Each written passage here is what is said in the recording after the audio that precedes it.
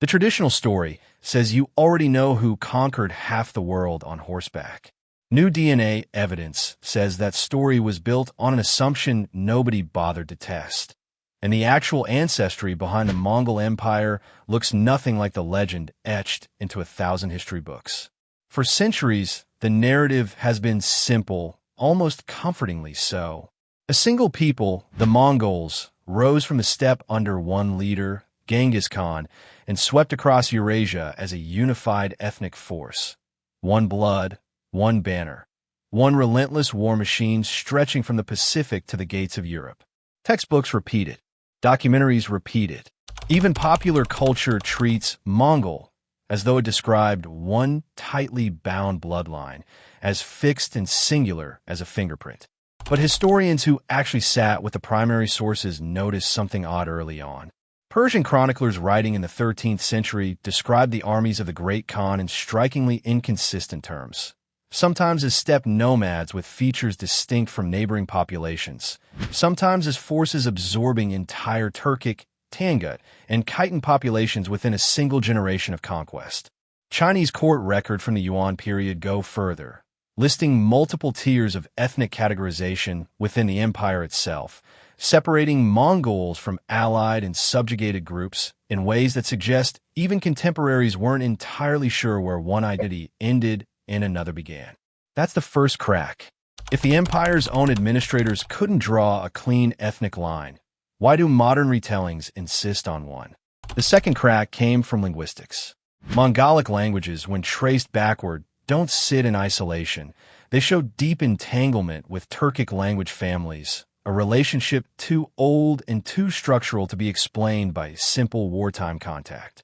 Something more fundamental was happening on the steppe long before Genghis Khan was born, something that blurred the line between Mongol and Turkic populations for centuries prior to the unification of 1206. Then came the genetics, and this is where the story stopped being a matter of interpretation and became a matter of hard, testable evidence. In the early 2000s, a landmark study of Y chromosome data across Central Asia identified a genetic lineage carried by an extraordinary percentage of men across a vast swath of the former empire's territory, a pattern researchers linked to a single male founder living roughly in the era of Genghis Khan. The finding made headlines.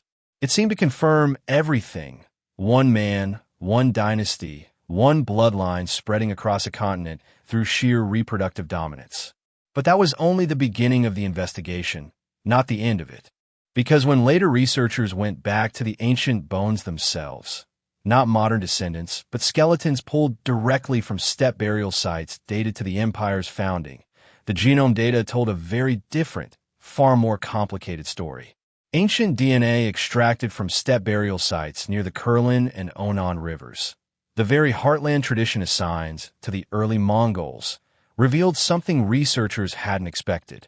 The individuals buried there weren't genetically uniform. They carried a mosaic of ancestries, components tracing back to eastern Siberian hunter populations, others linked to Bronze Age steppe herders who had moved through the region centuries earlier, and still others showing clear affinity with populations further west, near the Altai and beyond. No single, isolated founding population. No neatly bounded gene pool waiting to expand outward. Just layers, accumulated over thousands of years of movement, intermarriage, and absorption.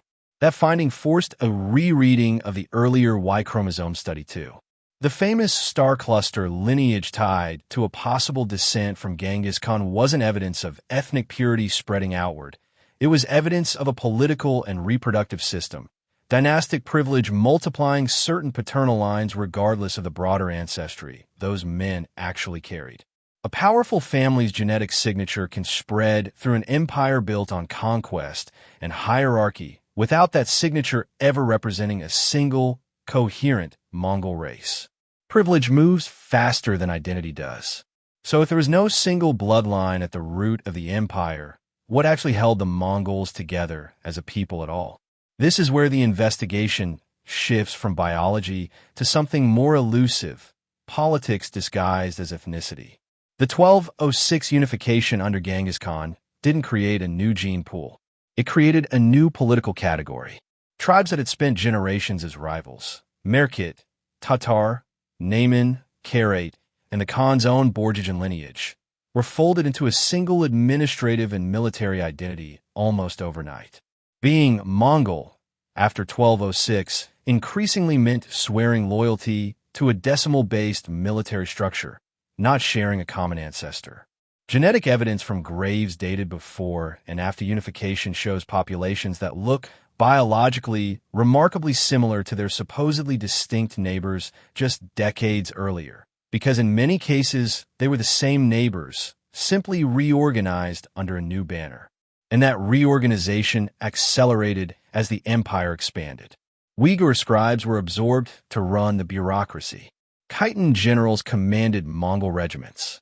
Turkic-speaking tribes, some of whom had populated the steppe long before the Borgigian line existed, were folded into military units and, within a generation or two, were themselves being called Mongol by outsiders who couldn't, or didn't bother, to distinguish the layers underneath.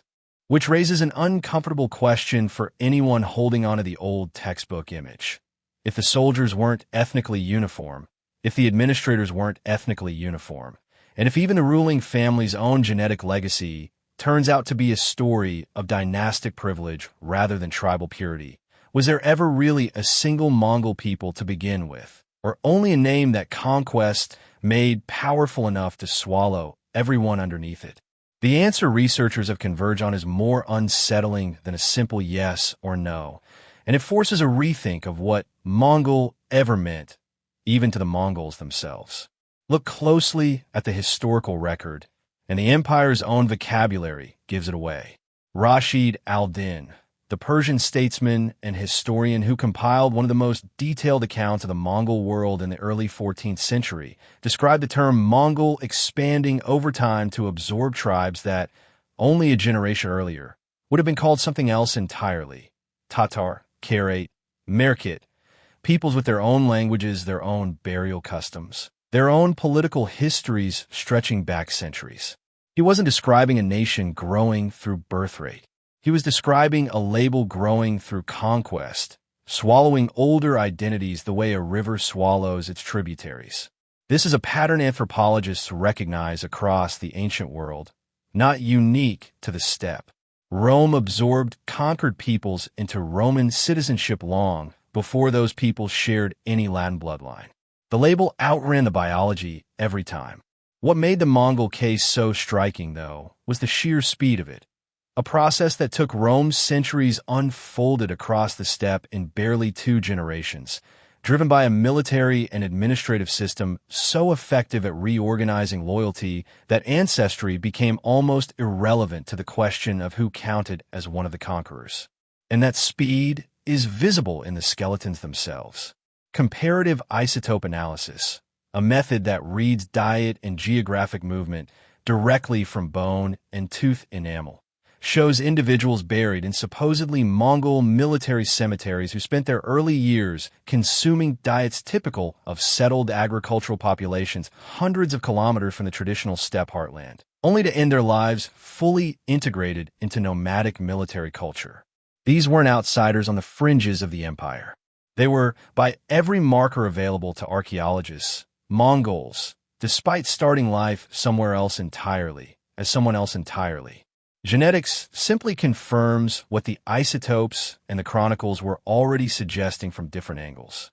There is no clean genetic signature that separates true Mongols from the peoples they conquered, because the empire itself never operated that way.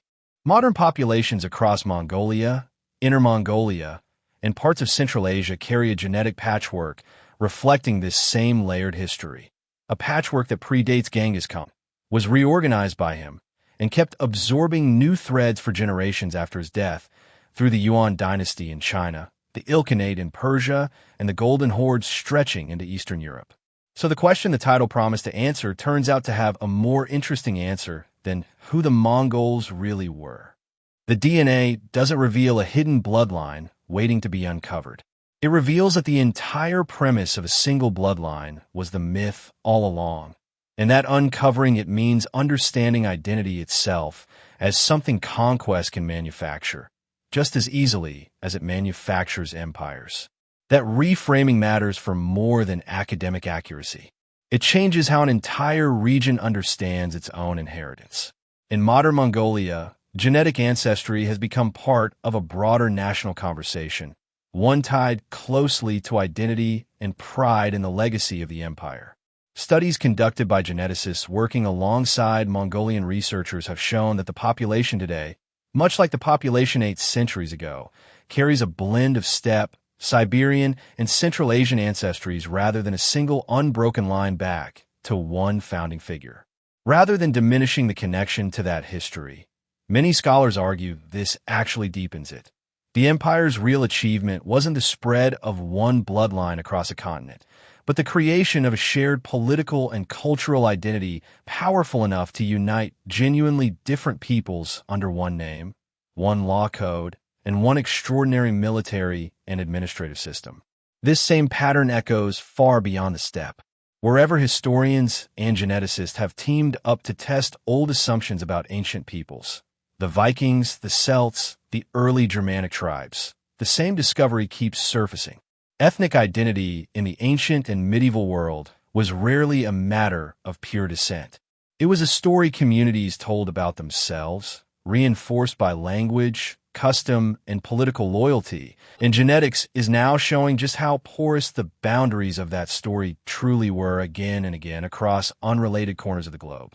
For the Mongols specifically, this means the empire that once seemed to prove the power of a single family's bloodline instead proved something more interesting about human societies in general, that conquest, migration, and shared purpose can build a people out of many peoples faster and more thoroughly than biology alone ever could. Genghis Khan's descendants really did spread across Eurasia in extraordinary numbers, dynastic privilege carried by counted generations of political power. But the empire he built and the identity that empire left behind was never reducible to his genes or to any single ancestral line at all.